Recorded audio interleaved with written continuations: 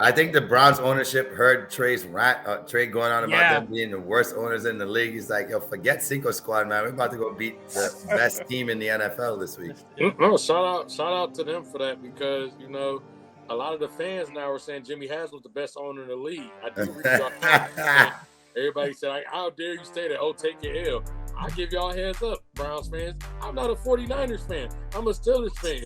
We put it to y'all. I didn't call him a bad owner because of that. I love Jimmy Haslam. He's my favorite owner.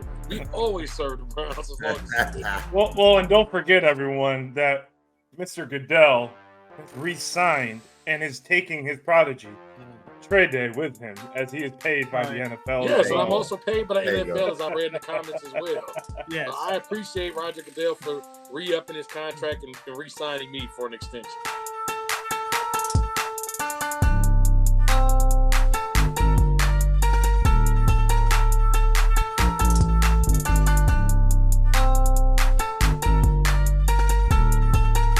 Yeah, buddy. We're back here again for another Thursday.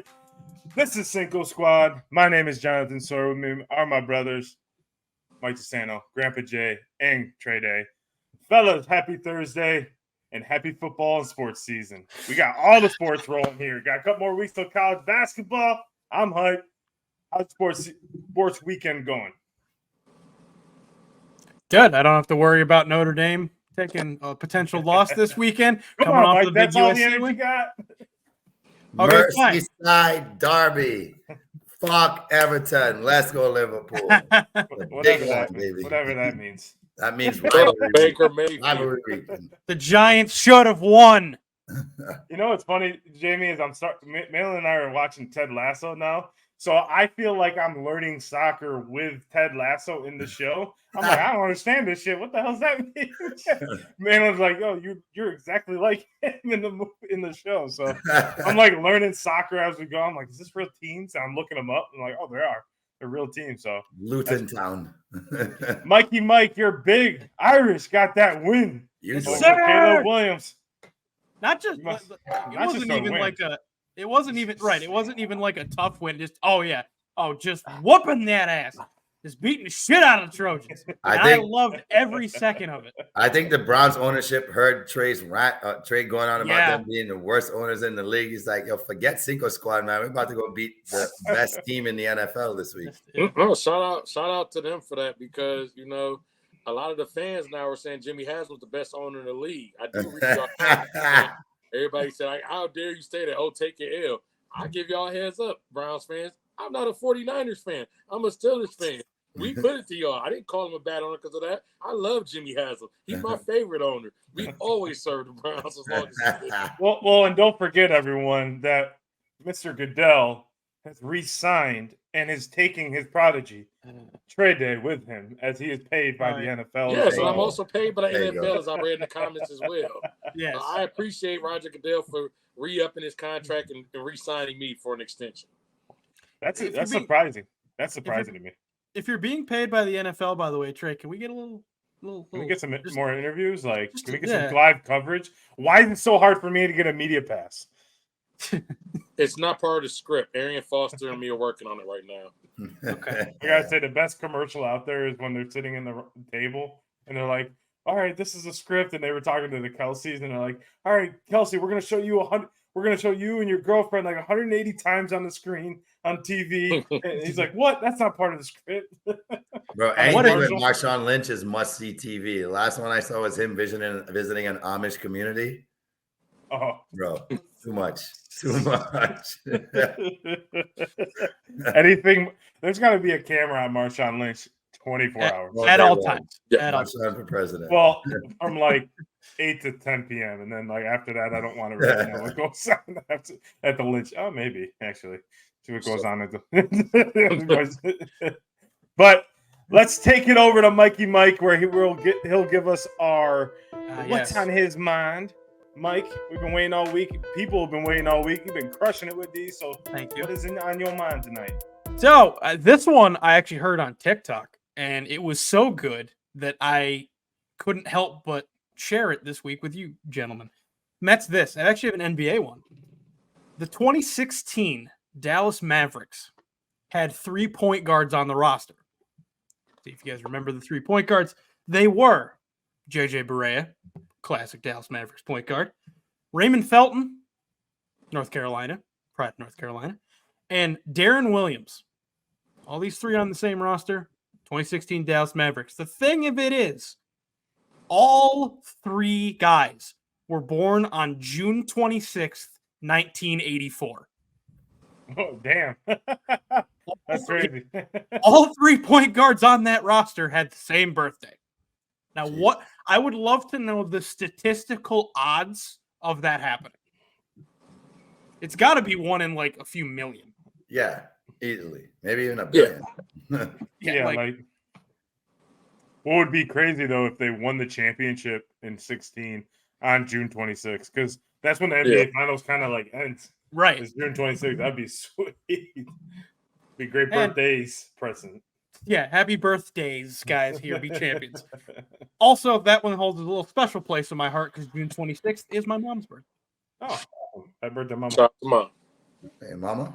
So I was like, oh, I can't, between it being that crazy and it being my mom's birthday, I was like, I can't not use this. So yeah, that's what's on my mind this week is the fact that 3 point guards for the Dallas Mavericks were on the same team at the same time with the same birthday.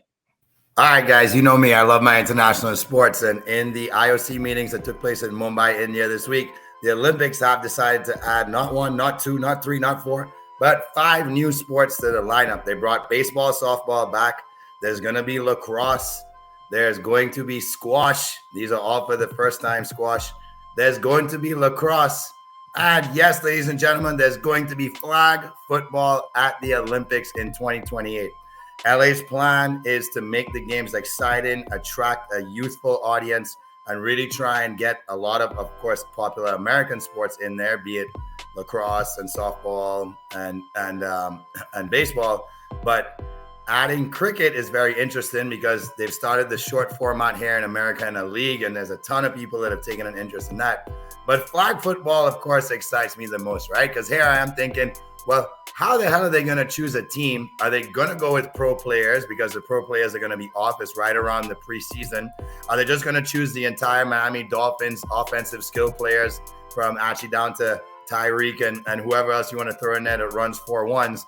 I mean, the choices are just USA all the way, right? You're thinking, how can they not go with pro players or college players? Or are they just going to say, you know what, let's just go with the best amateur teams and figure out what the format is for qualifying?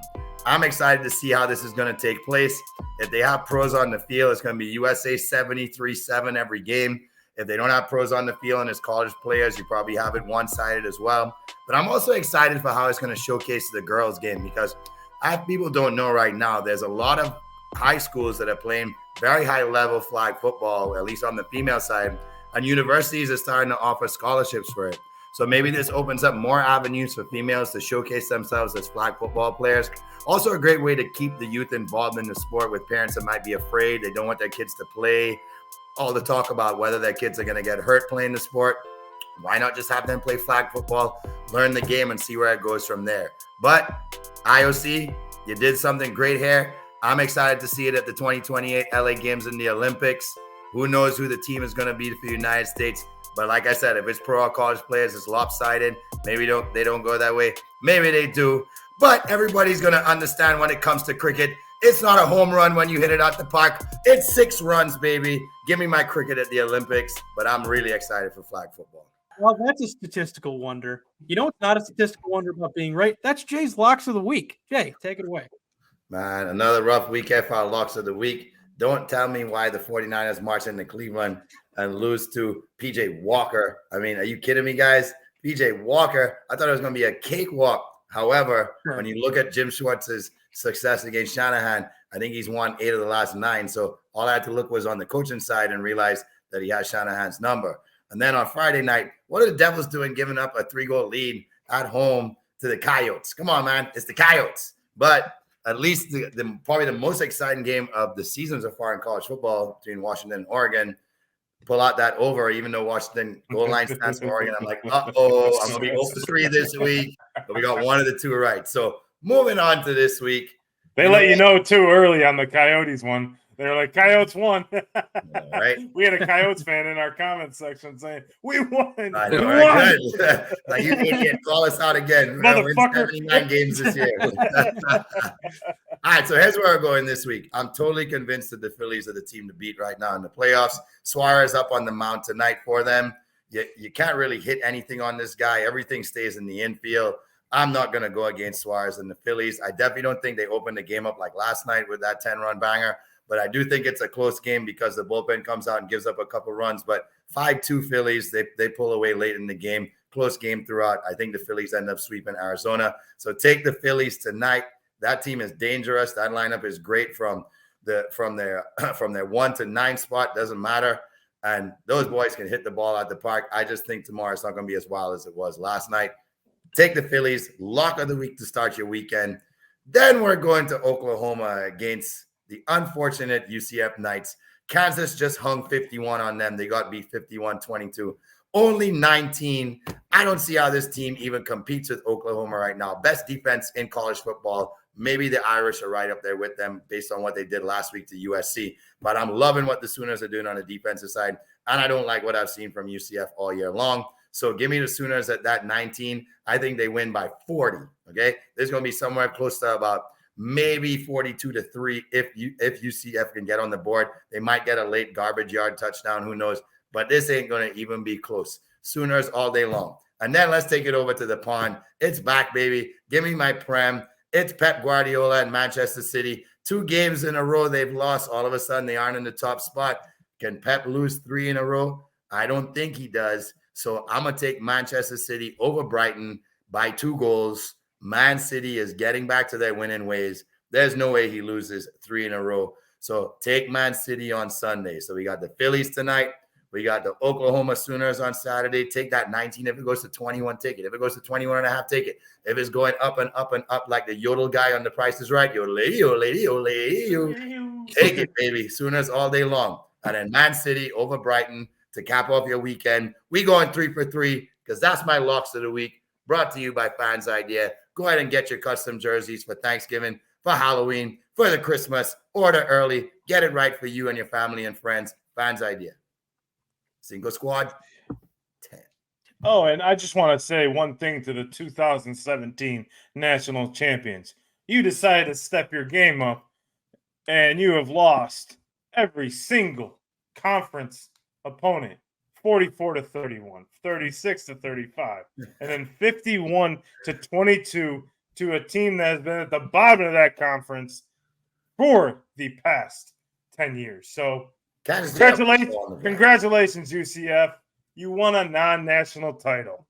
Big 12 don't look like it fits too right on the UCF Knights right now. My CEO is a huge Knights fan. I hope he doesn't see this podcast.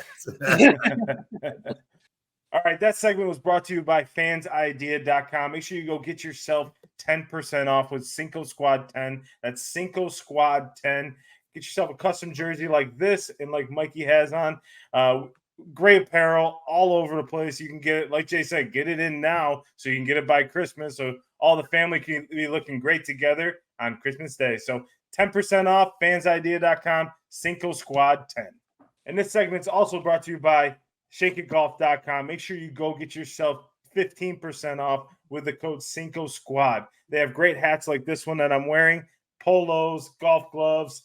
They got everything you want for a golfer. So make sure you go and get it for the winter and then hit the links in the springtime. So that's Cinco Squad is a 15% off at ShankItGolf.com. So this is the thing.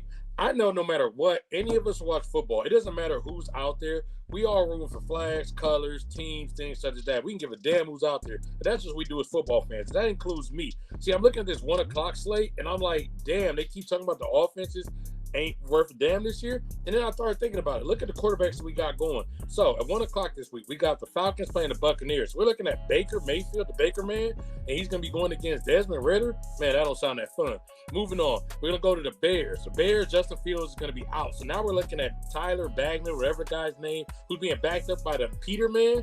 That might be who has to come in for them. And they're going to be playing against the Raiders with unknown Aiden O'Connell. So once again, bad QB matchup. Let's move on. Let's go up to Cleveland. Who knows if Deshaun Watson's playing? Who knows if he got his massage or not? Maybe he didn't. Maybe we're going to have to pay P.J. Walker again. P.J. Walker going against Mr. Mustache, Gardner Minshew. And Gardner's solid. Don't get me wrong for a backup. But it still just ain't the same, and that's going to be a matchup.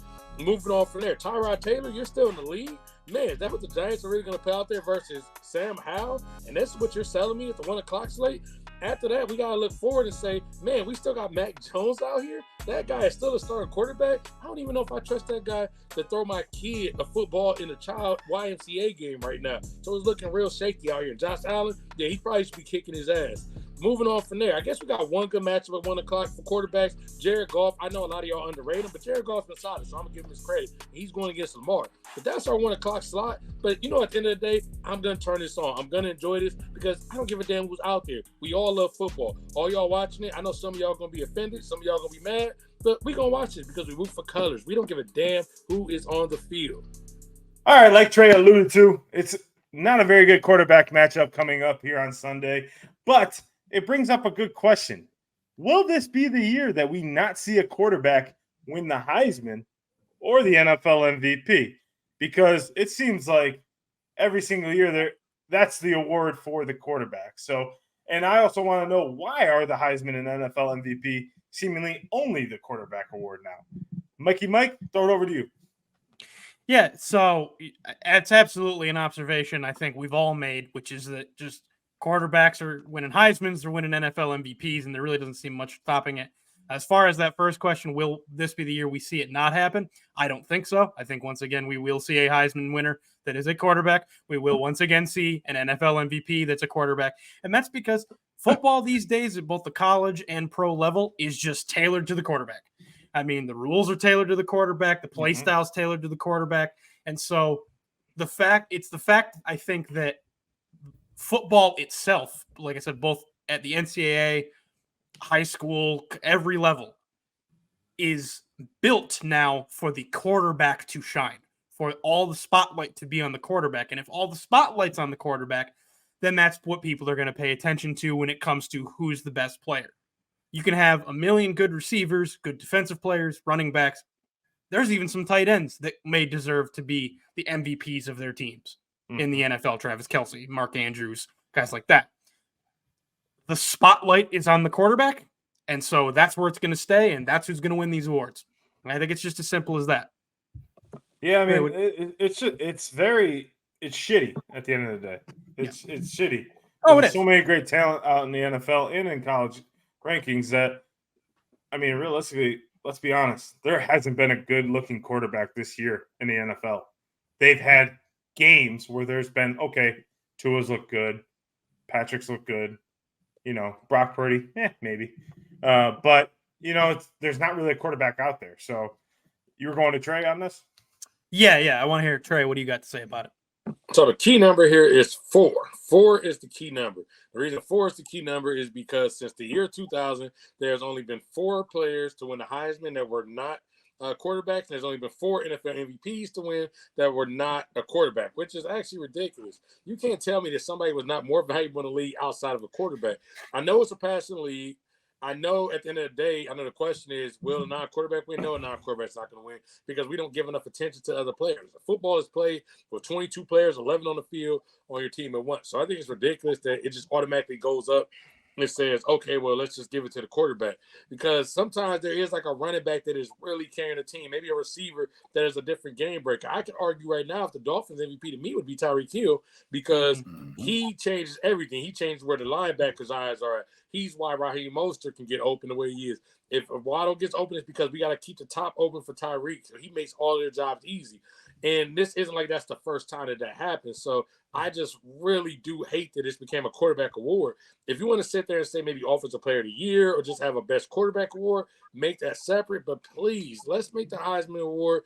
Let's make NFL MVP be more than that. I really like it. Bothers me because we got so many. When you look really at the Super Bowls in general, how many times do you have a Super Bowl where the best quarterback necessarily wins? There are plenty of years where the best quarterback doesn't win the Super Bowl, but we automatically say it was a quarterback award. What about the years where the best defense wins? We have like a Ray Lewis, and he's the most dominant player in the league. Why can't he be the NFL MVP in that year? I just think it's ridiculous. But I don't know how you feel on this, Jay.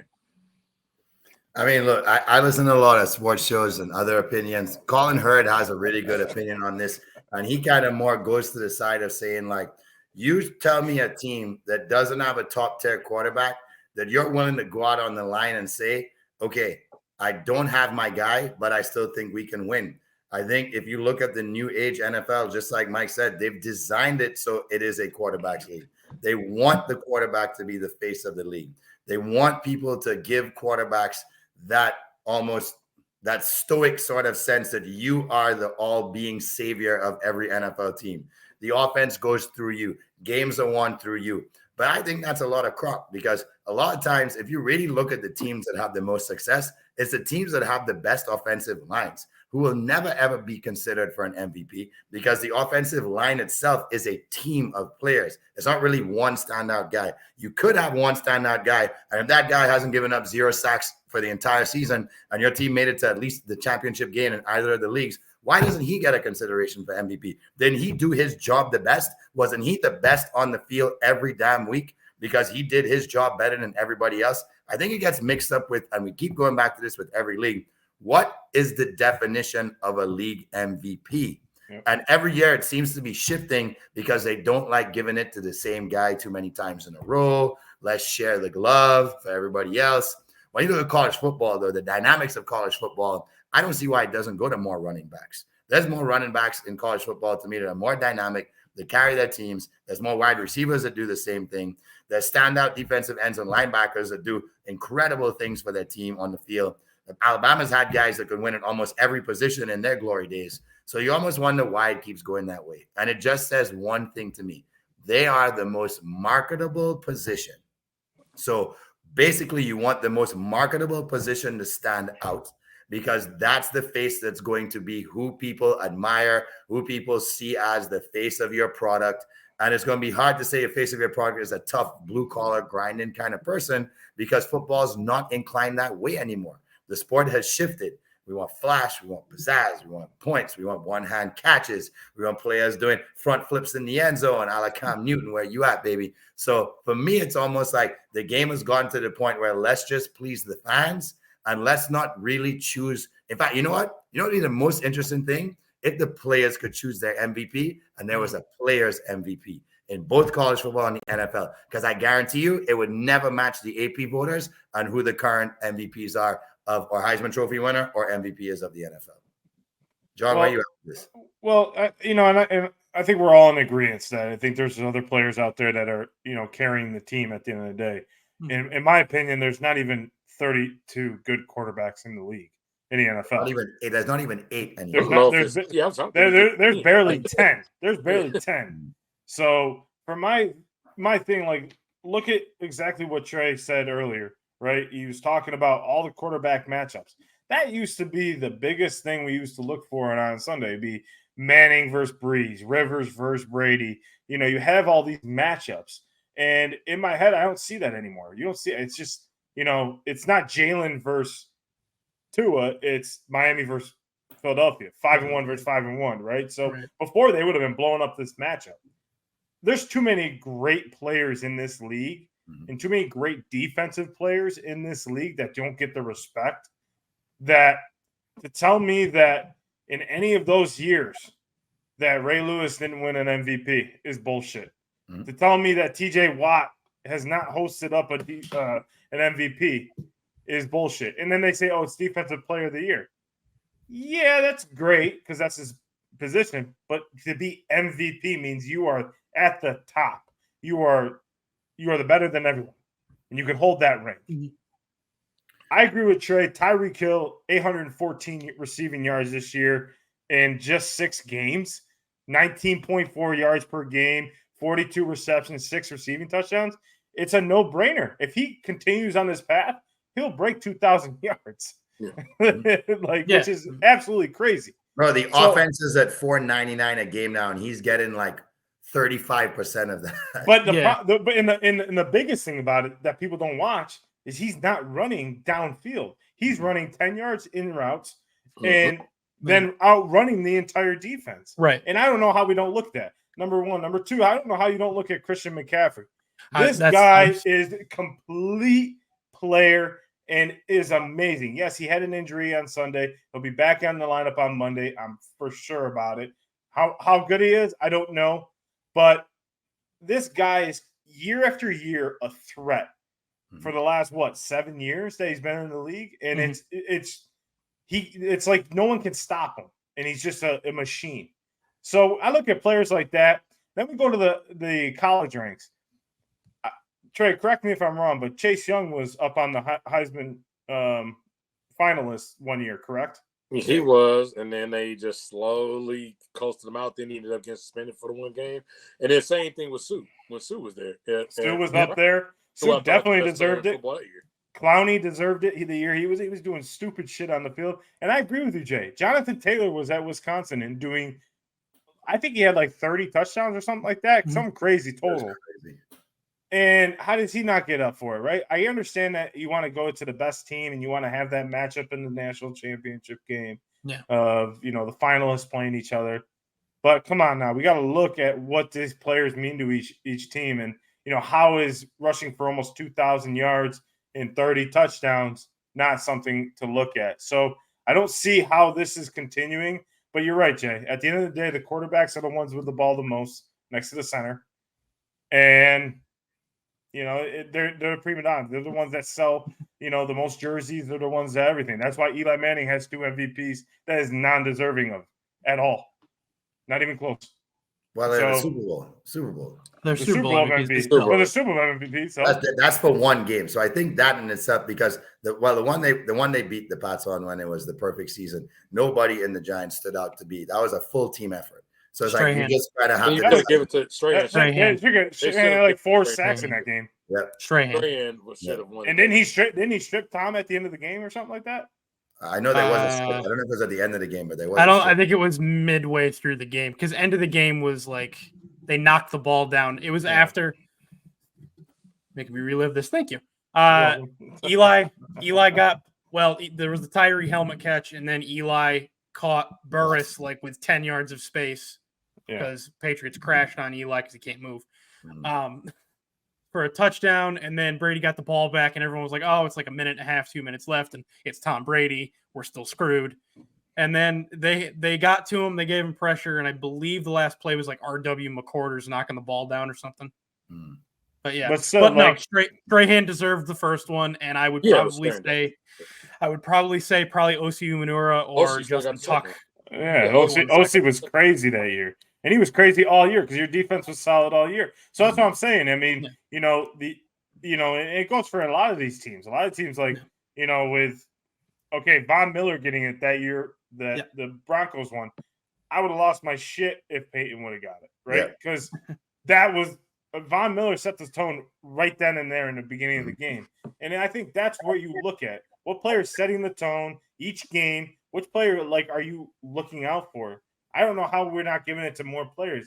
This is ridiculous. It really is frustrating because it's like no matter how hard you work and how hard you go, you're never going to get that MVP because, we still got Aaron Rodgers in the league. We still got, Patrick Mahomes. And if Patrick Mahomes go out and throws for 4,500 yards and 35 touchdowns, he's going to automatically get it. Correct. Most are being contentious. No matter what they do, they're going to give it to so I pulled this up because I heard this the other day. So your NFL MVP, your current odds, at this exact moment at the taping of this show, these are the people that are above Christian McCaffrey in odds right now. Brock Purdy. Jared Goff, Trevor Lawrence, Lamar Jackson, Brock Purdy, Jalen Hurts, Josh Allen, Patrick Mahomes, 2 are all ahead of him. Now let's go down a little bit. Tyreek Hill ahead of him are all those people, plus Burrow, Dak Prescott, and Justin Herbert. Now those 2 are but the 2 people we just talked about. Burrow and Dak. Yeah. Burrow. That literally means we literally basically every quarterback. And him and Stafford is 1 spot behind Tyreek right now. Yeah. And Jordan Love's 2. So that just tells you they don't have a shot in hell, which means what's the point of the award if we're not gonna have a shot in hell? Just say QB MVP every that's year. the thing. They just name the Heisman QB award. Just do it because you know why? It's getting ridiculous because we watched that Heisman house and I see a lot of defensive players in there and I'm like, damn, that dude was cold. That dude was good. That dude, I'm like, and then we'll never all through the Heisman house. We got running backs all the way through. We got receivers. It's like, damn, when are we gonna get? I mean, Devontae won it Devontae was the most recent one. But, right? But you only got 4, like I said, since 2023. It's just 2000, 23 years. Yeah, the last 2 have what been Devontae and Derrick Henry. And Derrick Henry before that. And then But Mark you know Ingram what? right before that. The narrative, until the narrative changes, because the narrative, and it's kind of because of Brady and Breeze and Manning, quarterback wins. Your quarterback wins you the game, and they created that narrative. Yes, and because they created that narrative, MVP is so closely tied into the person who wins games for you. But it's such a team effort. It's hard to say that because the MVP is tied, or Heisman is tied to this fact that you have to be a winner. We have not seen people get an MVP, or very rarely do you see a Heisman or MVP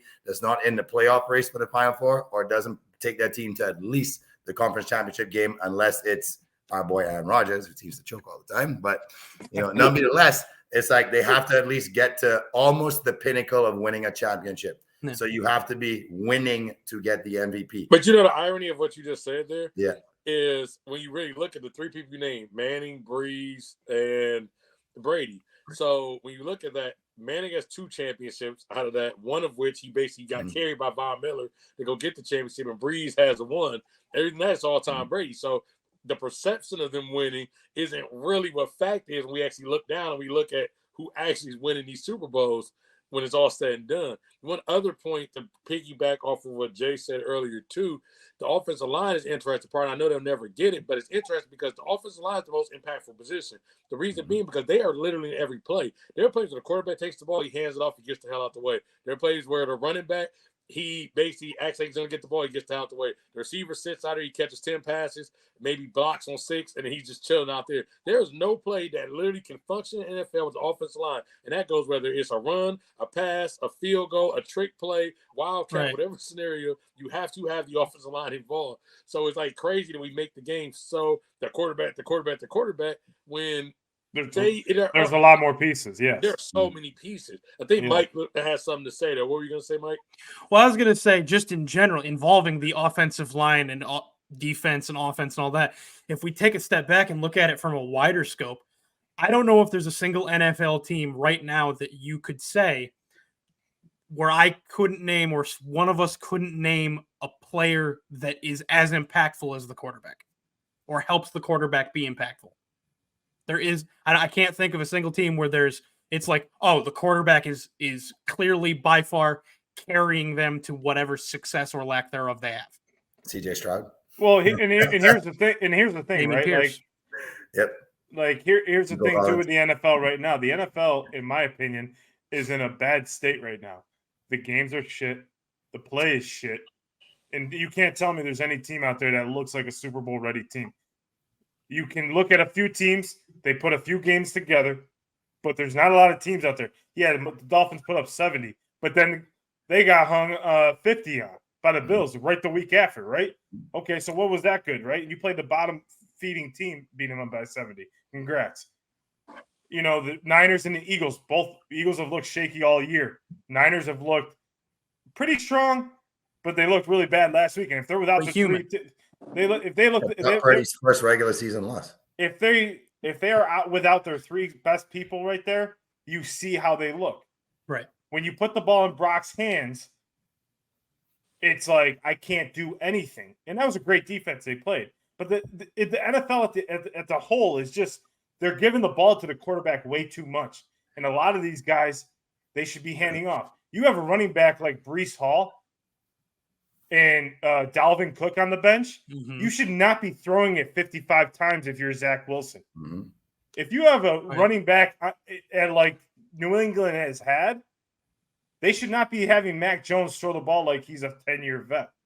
Like, this is the problem with a lot of these quarterbacks and why they're getting phased out real quick, because they throw them in there and say, hey, you got to go in there and throw it 65 times a game and win us the game and drive us down the field. But, Coach, we have Christian McCaffrey and we have no, don't worry about it. You're throwing it all game. And it's like, how is that even, like, doable for a quarterback when you drafted him so high and put all this expectation? It just doesn't make any sense. But, John, we asked for this, right? And not just we. I'm saying in general as fans, here's what we asked for. We asked for parity in the league. We did not want Tom Brady in his 46th Super Bowl. So everybody's like, how the hell can we get somebody else on Super Bowl freaking Sunday playing the game. And as fans, we asked for this, right? Yeah, and so you're right. the league was like, okay, let's figure it out. Let's make the league unpredictable, especially after Tommy Boy retires. And of course, Mahomes is still in the driver's seat because Mahomes has been to 3 of the last 5 Super Bowls. He's made it to the AFC Championship game. All roads go through Kansas City right now. That's the way the team prepares. That's how they play. We know that. However, at this point, like you said, until that offense proves that they can look like shit with another team that can score or play defense on It's terrible. Don't look like they are locked. So right now, the NFL is like, well, here you go, guys. Here's what you asked for. Stop complaining. By the way, the answer to that question, Jay, about the Tom Brady's, have him play an NFC East team. Mikey with the papa. I gotta take. Listen, the Giants are dog shit right now. I have to take what I can get. That's another thing. It's like you guys have a great running back, and we go on it every single week, and you never give it to him. It's like you guys get inside the 20, and it's like Saquon who? What? Right? Who is he? Oh, let's put him on the sideline. Well, get over there. It's like what? They tried to use Waller like you wanted. And then Come on, bro. Let's run the same Saquon handoff. Go to the right every time, and you get 2.1 yards because the defense collapses to the same side every time on the worst side of your offensive line. Like, come on, guys. Get creative with him. He's an athlete. He's an athlete. They send him left every 10 runs. Yeah, they send him left sometimes. That means that you run it 10 times a game. Come on now. Yeah, no. There's 9. It's 10 once times, a year you run the ball. to the right. 9 times you run it to the right. 1 time you run it to the left. All right, so let's end on this. Right now, way too balance. early. Who's your way too early Heisman Trophy winner? And who's your way too early NFL MVP right now? I don't think it's way too early. I think it's Michael Penix Jr. If he continues the way he's doing the rest of the year, doesn't have any hiccups like Caleb did last week, he's solid. He won it. He won it last week. Okay. With that game-winning drive, he won it easily. And then MVP, I'm going to say Patrick Mahomes again. Yeah. On the quarterback thing, I would love to see Christian or Tyreek if they continue the season that they're having. Or TJ Watt, because I'm a defensive guy, so I love to see that. Now, are we saying who we think is going to win it or who we think should win it? Like right now. That's why I give 2. This week. I mean, Penix because of a recency bias, but I still think there's a lot left to be desired there because there's still a lot of big games left. I mean, Penix still has a couple big Pac-12 games and whatnot. Actually, now I'm going off the board a little bit, who I think still may have something to say, maybe playing for the team behind me. He has a big game this week. He has another big game at the end of the season. Yes, I said Marvin Harrison Jr. Yes, I said that, Mike. I hope so. Yes, because he still has another big game this week. He has 3 big games left, and this guy is putting up crazy numbers. So I would say Penix right now. I think Harrison still is a dark horse to possibly, if we were to go off the board and maybe actually get a receiver, and if once he's one of the best receivers that had that shot and they move him around enough that he can get, a Heisman possibly. MVP right now, if you ask me who deserves it, I would have said Tyreek or Christian. If you ask me who's probably going to get it right now, I don't know. I feel like they're going to be thirsty to somehow get this to Josh Allen if they keep if they finish this off. I just think the NFL wants to still put something fresh other than Mahomes, even though he probably deserves it more. So I wouldn't be shocked if they find a way to sneak this in, especially because the Bills' defense is so banged up. Allen's going to have to put up crazy points the rest of this year. I could see him swoop in still. Yeah, so it wouldn't shock me simply because the story's there and he's been good enough and he could put it up. It wouldn't shock me if they give it to Williams again for the Heisman. It should be at this moment. It should be Penix. I'm interested to see if Jordan Travis from Florida State has anything to say. That game. I don't think it's I don't think it's going to be a non-quarterback. Unfortunately, even though Harrison's probably going to by the end of the year deserve to at least be in the conversation, I don't think it's going to be a non-quarterback. But I'd like to see Jordan Travis get it. I think they've been a really good team and he's been a really good quarterback. As far as MVP goes, it's hard to bet against Mahomes just because he's their poster boy. I could see Allen. If the Lions keep being good, it would not shock me if they give it to Goff. They're not giving it to Goff. He might deserve it, though, but they're not going to give it to him. Now, he might deserve to be in the race, though. I agree. I just think they're not giving it to Goff, though. Jay, did you go? No, I didn't go yet, but Okay, I love what Mike said about Wilson. I love what he said about Jordan Travis. Jordan Travis, but I really wish he would give the ball to Wilson more. Wilson might be the most exciting player in college football people aren't talking about. I don't get why Florida State's being penalized because the ACC is so weak this year. They're pros. They're pros playing at Travis has been around for a long time. I think he's one of the better players, and he's playing well enough to get his team into the playoff right now. So I love your pick. I would go there right now and sort of have them as a sleeper to creep in there if they kind of keep moving up to 3-2 with Michigan and Ohio State having to play each other and Florida State just kind of moving up there slowly. Right. And right now it's CMC all day long. Like Chris said, once CMC could stay healthy, to me, you have to recognize that as much as you want to say Brock Purdy hasn't lost a game since he started, it's because CMC came to San Francisco right around that time. So you also have to match that up and say why that's probably the reason. Took the team off. Yeah, he took so much pressure off his shoulders. Yeah. The team was like this, and it just boom. They were good, and then all of a sudden they went like that as soon as he got there. It was amazing. I do have to say one thing. I was looking at the quarterbacks or their passing stats right now. Sam Howell leads the NFL in sacks. He has 34 sacks this year. Yeah, that's 10 more than second place. Who's Daniel Jones? Who is Daniel Jones? Daniel Jones at 28. Yeah, I was gonna say I don't doubt it. Yeah, so I mean it's incredible. Right now, Tua's leading the yards just based on that's all they do is throw the ball. Yeah. But yeah, I mean it's really interesting to me. So as news all season is broken out in the college football ranks of Caleb Williams having a select number of teams he wants to go to. This week came out that he now wants some ownership stake when he gets drafted to the certain team that he's going to. Now, at first I said, oh, what is this kid doing? He hasn't even proven anything in the NFL. And I took some time to think about it. It was like, we talk about all the time that these kids aren't mature enough to go to the league and aren't smart enough to go to the league. But he's making very smart decisions on his own self. He wants to go to a team that's going to be championship type level in a few years. He wants to have his self set for years to come. Now, he's probably going to be the number one pick. I wouldn't see why not. But he's trying to set himself up for 5, 10, 15 years from now down the road.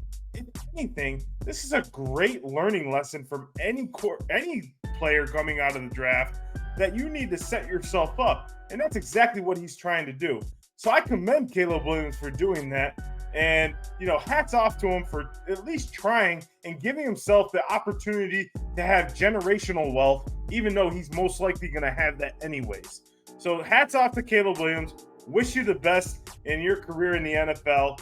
And after your USC Trojans took that ass kicking on Saturday, I think it's time for you to go to the NFL after this season. So hats off to you, Caleb Williams. Good luck to you in your career. As Mike saw on Saturday night with his Notre Dame Fighting Irish, after beating USC, the fans decided let's storm the field and attack Caleb Williams for some reason. So yell at him about his nails, about his nails or something. So how do you guys feel about the court storming and field storming in sports in general, or in college sports, you should say, because it doesn't happen in the pros, I don't. Okay. Well, let's go to the great state of Washington up in Husky Stadium, where the Huskies got a signature win against the Ducks. No, but for me, it's like, okay, when's the last time Washington has a signature win at home, right? Like those fans, that football team's been flirting. They've been in the top 3 for a while. But that kind of win signifies that not only are you beating Oregon, but you're beating a head coach that's been part of a perennial national championship team for a long time. And he's bringing that pedigree to Oregon right now. And you kind of feel like, hey, you know what? Maybe we don't get this moment again this year. This may be our biggest win of the year. Who knows if we're going to go on to have a successful year or not? Why not enjoy the moment? I really think it's an enjoy the moment thing. Where they're ranked and should they do it or not? I really feel it's more of the euphoria of the moment, right? I mean, look at Tennessee and Bama last year. Tennessee fans are dying for anything that puts them back in the conversation of potential national champions. For the last 20 years, they've been insignificant. So you could tell that fan base is almost being like, please, please give us one. So at Washington side, it's like they've built this new fan base to get excited around Washington football. So hell yeah, this is our moment. So I feel like, you know what? Why not? Let the fans have their moment.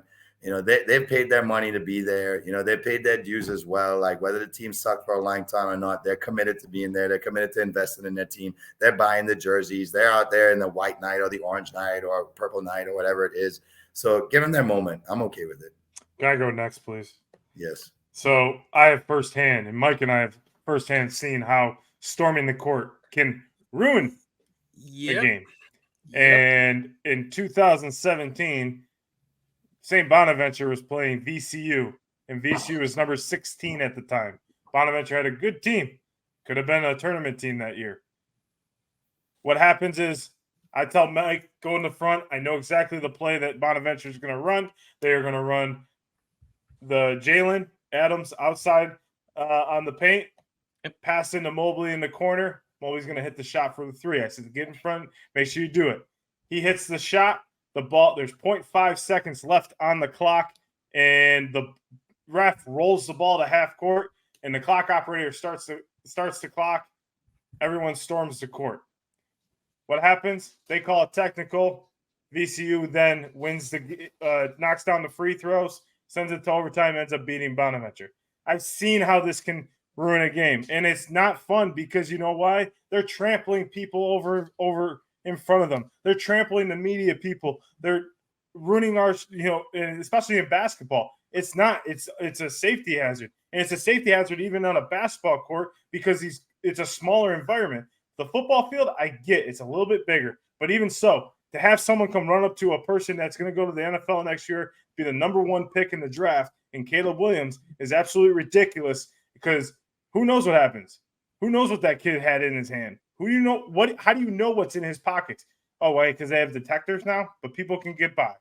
So I don't like it for that point blank because of the safety. We talk all the time about safety precautions for players, but we're just going to let any Joe run on the field. And then we got security guards getting trampled that are getting paid $12 an hour, and they get trampled over. No, I am totally against it. I think it's stupid. I don't think it's right. And especially when you're the higher ranked team, you were favored. The whole thing about storming the court and storming the field was about beating someone that you were underdog to. You were the higher ranked. You were the favorite going into the game. You're supposed to win. And that's my biggest thing is like, I don't like it for that factor because you're looking at it. Yeah. The celebratory, everything. Yeah. Well, meet up with those kids, especially in college, meet up with them at the bar. You know, they're going out after that big win and you know, you're going to see them. Go to the club, go to the bar with them, celebrate with a few beers with them. Don't go and like ruin someone's, maybe like a media person's like computer because you wanted to go be a drunk idiot and jump on the field or court. I think it's dumb. I'm sorry, but it always frustrates me, and that memory will always be in my head that Bonaventure could have had a key win that would have put them in the tournament that year. And I know when we have Idris on, he can talk about it because he was on the court for that game. Mm-hmm. And we'll bring this up for him. But Trey, let me hear your thoughts. Sorry, I guess that's my rant of the week too. So I can't believe I'm taking this stance because growing up, I loved watching everybody storm the court, watching everybody storm the field. But with the way everything's going now, I'm against it now. And I can't believe I'm actually taking that stance. It was always fun to watch, like, oh my God, look at these fans. There's 100,000 people that run on the field. But these motherfuckers out here is crazy now. And that's just a fact of life. So I just can't trust the fans on the field or court with these people. And that's a true fact. When you look in the crowd, every week we watch an NFL game. And there's some of these same people go to college games too. Every stadium, it's a fan fight. I mean, we had a guy up there in New England get killed the other day all over a dispute at a Patriots game over football, man. They out here doing that type of stuff. Like some of these people out of line, the guy gets a Caleb's face. What if that guy would have hit Caleb? Then what would have happened? If we are going to have field storming or court storming, at least they have to have some type of security measure. And I know they tried it where they make sure the fans can't immediately get on the field because as long as you, especially got the opposing team out there, you were putting these people in harm's way. And that is just a true fact because what's to stop one of these guys from just punching somebody? I'll say it like this. I'm an Ohio State fan. John's a Michigan fan. We are several fans. I watch fans act a fool every year at that game. I've been to that game before. Some of these people don't know how to maintain themselves. We had a dude out there in Alabama go poison a tree to prove a point to Auburn. If I can't trust you with a tree, you think I'm going going to trust you with the running back because now you're pissed off because last year he ran crazy on you, or now, especially with sports gambling, maybe he needed 10 more yards. Now it's the difference of your 5-leg parlay. No, you can't trust. I'm sorry, fans. We can't trust you. I'm a fan too, but we cannot trust you on these fields with these people. I can't even trust you in the crowd with other fans. Now I'm going to put you out here with the $1 million athlete, the guys you may have gambled on, the guys, remember, we got a lot of situations now, especially in college, where people like Angel Reese or Caitlin Clark, they can't even attend class. So now I'm supposed to trust you with the opponents. They can't attend class in the school where the people are rooting for them. I know I can't trust an opponent to be on that field with you after a heated game and put them in that situation. So no, I'm unfortunately now against court and field storming. But Mike, what you feeling about this? How you feeling on that field? Yeah, so I like in the sense of the celebration and the fans being able to celebrate with their team and their coaches after big wins. I like that idea because in concept of storming a court or field, it's supposed to be about, celebrating that big moment and only the big moments. Yeah, if you're higher rated, if you're a higher rank or whatever, you're favored, whatever, like you don't need to, you were supposed to win. I agree with that 100%. You were supposed to win. Now, a big upset or a win you haven't gotten in a while, I understand like Jay said, the euphoria, the big emotion of being with that team and rooting for that team and finally getting to that moment. And that's all well and good. But yeah, just you can't go after a player. You just can't go sell. So this is me, a Notre Dame fan, speaking to Notre Dame fans in particular, given that that's one of the latest examples at college level. Go celebrate with the team. They're the ones celebrating that they just beat USC. Stop following Caleb Williams just because. Okay, yeah, is it not great of what he did with his nails last year? Yeah, it's not. But he, if I remember correctly, the story was he had painted his nails and it said F Notre Dame on his nails. I'm gonna do that next week. Yeah. No, I understand. As a fan, I understand not liking that, but that doesn't warrant following the dude to the locker room, shouting, "Let me see those nails, Caleb." Just go celebrate with the team. Just go be a fan with them, with your friends. Stop antagonizing other people because what's going to happen is so this was going to happen. If this is going to keep happening, there is going to be bigger security details with these teams, and you're gonna get your ass kicked. Yeah. Well, what they'll do is or it's gonna be like LeGarrette Blount back in Oregon when he punched that fan. I never blamed him for that because if a fan come up to me, I don't know who you are, and you're charging me. You're getting knocked out. You're getting knocked out. I'm sorry. And Artest and Jermaine. Now it's in the Palace. Why you on the Palace? Correct. Yeah. We had a discussion earlier this year. Look, here's where I see it going, right? Just how they have the nets that go up when they're kicking a field goal, they'll set up a perimeter in the stands. And if your ass wants to come on the field, they're going to catch you like a freaking dead fish out of water.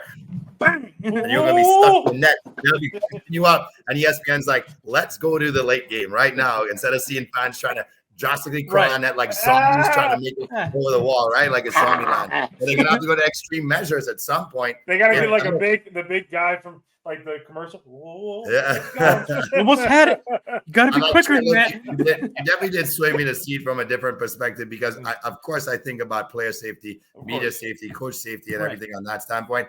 I give people the benefit of the doubt that you're not that dumb, but maybe we've reached a point where you're right that the fanatic in them isn't even invested in the game itself. They're invested in their particular solo interest of a bet that could have won them their rent for the month, and now they feel like I'm going to get evicted or whatever it might be. Well, yeah, of course, like that drives them nuts too. But they got to get it online. They got to get the views. That was the one thing I was going to say to you too is the bet. Like a lot of more states are opening to betting. These kids are of age to bet. So they say they go, I'm going to put $1,000. I'm going to put my second semester's money on this parlay. They lose it. Caleb Williams loses the parlay. He's pissed off. He just lost $20,000 as a college kid. You're pissed. You're afraid. You're frantic. You make dumb decisions. You've been drinking all day. Who knows what he did? What if you ran up, kicked him in the knee? Boom. Now what? You know what I Put mean? the Like, flags in the all onion bag. Hoist up the next. Yo, that shit would be funny. So and everyone just whoop. Now you're gonna stay there until they're off the field. That will drop you. That shit would be hilarious. We saw that where they were just dangling in the middle of the field, just like All of a sudden, you see got him. Now, figure like how else are they gonna protect them? full momentum of fans That's just how start it's trying Yeah, to swing I their mean, way out. look, I get the excitement, and it goes back to like in games. Like I get so frustrated. Like when I'm watching the MLB playoffs, there's people behind the field doing this Yeah. the whole time. And it's like, put Watch this the game. down. Watch the damn game. Enjoy the fucking moment. We're watching history with the Phillies right now hitting bombs, right? Yeah. And I was victim to it with Aaron Judge's 62 home run. But I don't know if we'll ever see that again in our lifetime. So I guess I was more like this, but like still, like people are so addicted to the phone and getting it on and getting the millions of views that it's just it's is it worth it really, right? Like, are you that dumb to do that? And a lot of times, like, I mean, look at the story about remember on ESPN, they keep showing it every other week or something. The kid that went to that snuck into the Texas A&M game as a recruit. Oh, yeah. And then basically said he was some recruit from Mexico. He was a kicker. Yeah. And basically got to sit with all the other recruits and everything. Texas A&M upsetted Alabama that game. He storms the field and everything like that. Goes back with the players into the locker room with the VIP pass. Gets in there, takes pictures with the players and everything like that. Walks out scot-free. Now he was harmless, right? It was comical. They made a joke about it. But I kind of shunned ESPN for doing that because now you're giving the ploy to someone that maybe be crazy. Oh, somebody's gonna do it again. And this kid was not harmful. But what about the next guy that is? That just lost a big bet that, maybe, I don't know. It's just, you can't trust it. And I agree with Trey. These days, you can't trust people in that aspect. I like what NCAA has done. They've put at the end of the game, they have like the perimeter where they hook up so the coaches can shake hands and everything. But, so I like that factor of it, but it's still, I agree with you, Jay. So I get what you're saying because back in like the early 2000s and 90s, it was like everyone was just enjoying the moment. It was like rush the goalpost. They were celebrating with their rush team. the goalpost and take it out. There may have been stupid people then, but there wasn't betting and there maybe was side bets here and there like that, but it wasn't like there was phones. I gotta get 1 million views because I got to touch Caleb Williams. Like, right. I don't know. I don't like it. And I don't. And especially being someone that was on the receiving end of seeing people I had to like throw people off me because where our media row was in that game was right there. And then the student section was right behind it. And this one kid was trying to go over behind me. And I like literally just threw him backwards because I'm like, dude, you ain't going over the top of my laptop. I don't think I don't care if you're drunk or not. You're getting thrown. Like, stop. And the boy kept leaning in our ears throughout the whole game too. I was ready to just whip back with an elbow and break someone's nose. Mike's about to put the rock bottom on him. Mike with the razor Ramon. Stand up. My cousin sent me a text this morning, being a new Seattle Kraken fan, saying, "Should I be worried about the Kraken since they're 0-3-1?"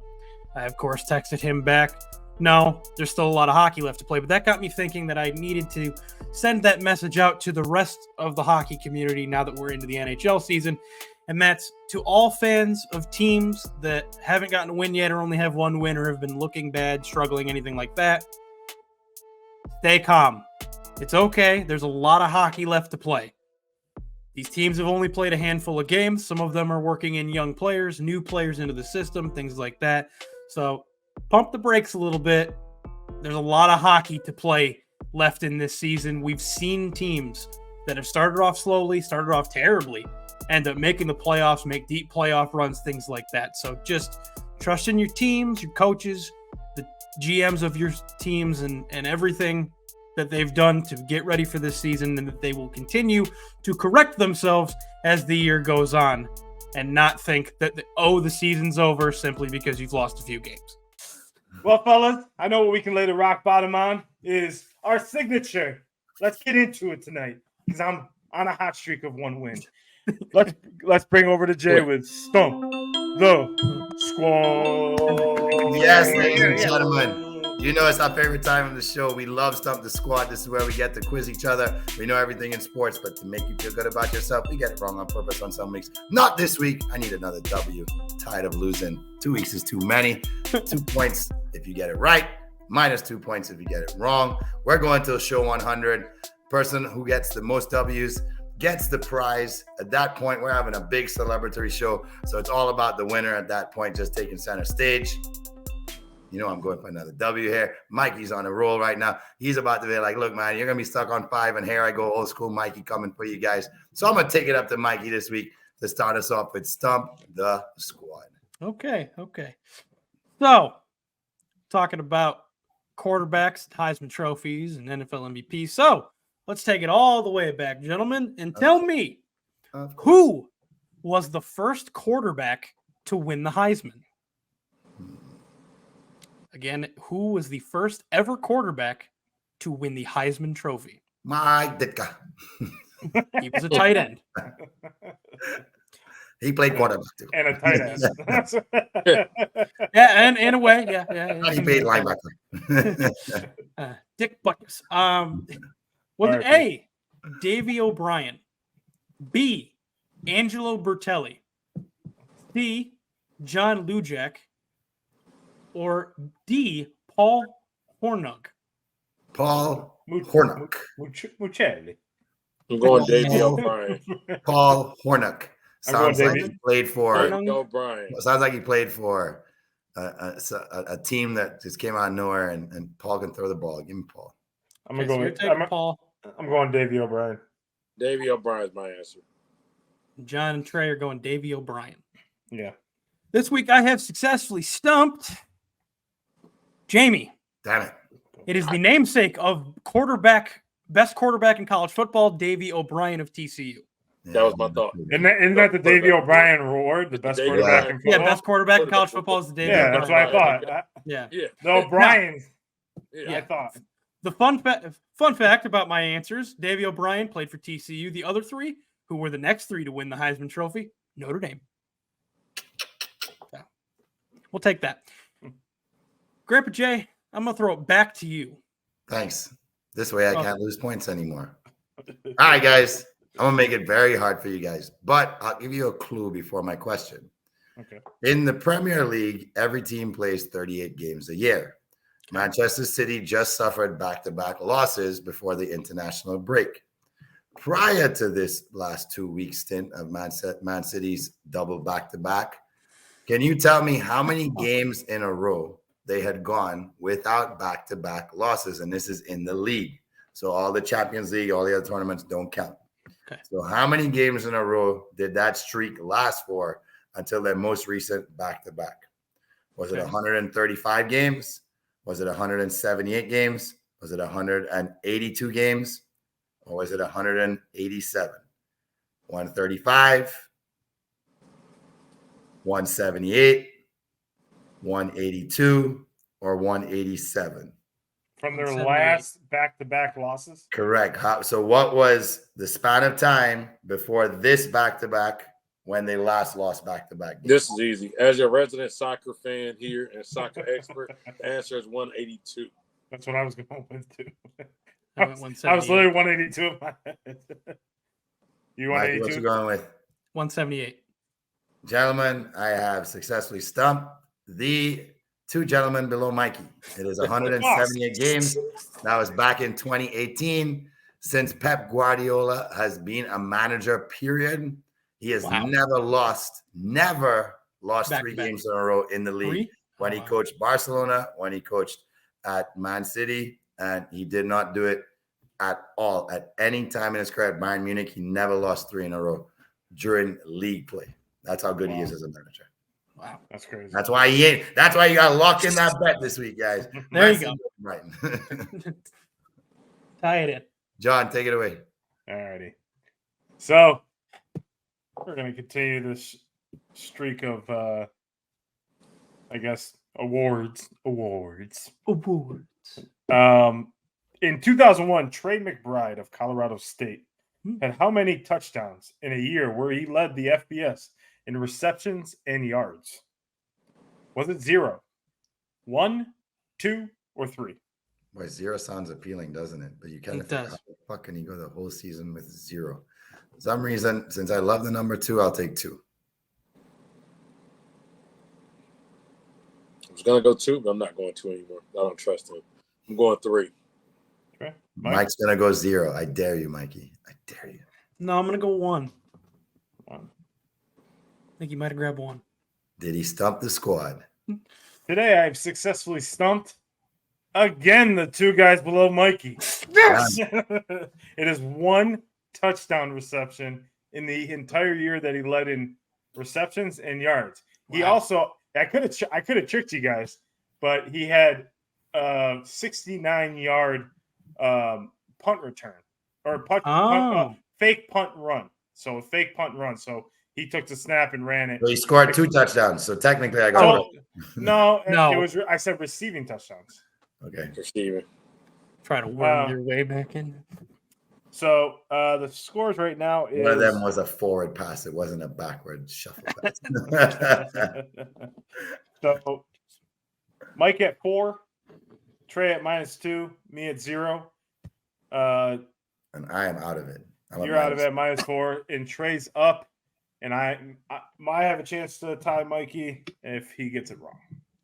All right, let's see what we got. I felt a little bit lazy today, so I stole somebody else's trivia question. There we go. But yeah, I'm just gonna admit it. Yeah. But good follow on Twitter, so I stole the trivia question. I'll shout out Brandon. He's been on our show before, friend of the pod, the CWC podcast. I stole it from Brandon because he forwarded me. But he forwarded it from me from another Twitter page who's also a good follow. So you should go follow him, and I'm hoping to hopefully get him on the show soon, which would be on Twitter at Corey E. Woods. He does some good work up there at the NFL and some good work with the NBA. So Corey, we're hoping to have you on soon. Brandon, you got to come back again soon. They're both Detroit Lions fans. I'm going to shout out the Detroit Lions. I'm going to shout out my boys in the 313. If I had a pair of Buffs, I would put my Buffs on right now, but I don't. But the trivia fact for the day, and I kind of put a spin on it, but this season is the 4th time in the franchise history of the Lions that they have not allowed any opponent to rush for over 100 yards in the first 6 games of the season. I'm going to give you 4 years. 3 of these years are true that that fact existed. 1 of these years is not true. That's the answer you're looking for. They're not true year here. So, as I said, under 100 yards, no opponent, 6 times, or within the first 6 games. Is the year that is wrong here 1930, 1931, 1932, or 1933? Of course you did that. Yes, I did. Can you repeat the question for me, please? So basically, which year is a year that they did not hold teams to under 100 rushing yards per game in the first 6 games? One of those years is false. The other 3 are true. Wow, Trey, you turned Caribbean. Yes, I did. Yes. Fuck For a moment. So it's 30, 31, 32, 1930, 1931, 1930, 1930, 1931, 1932, or 1933? Just because I don't think it happened back to back years, 1931. Okay, so we're going 1931 for Jay. 1932. We're going 1932 for John. Just follow John and you win, Mike. It's true. But I'm gonna make things interesting because I do want to get the question right. And Jay, I think you're right. That's what was in my head. So 31. Okay, what was our scores here? Who was leading? John has to get it wrong. Right. Yeah, wrong. I have to get it right, and Mike has to get it wrong. I have to get it wrong. You have to get it right. Mike has to get it wrong. Okay, so today I have successfully stumped all you motherfuckers. It's 1933. 33. Yep. So I have successfully stumped the squad.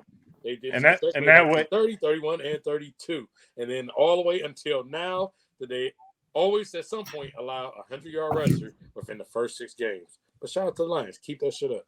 Shout out to Mike. Thank you, Corey Woods, for the question. Appreciate you. Appreciate it. I didn't have to work hard this week. And week 81 champion is, and it was great having everyone on the show. Thank you for tuning in. We'll see you. Sin.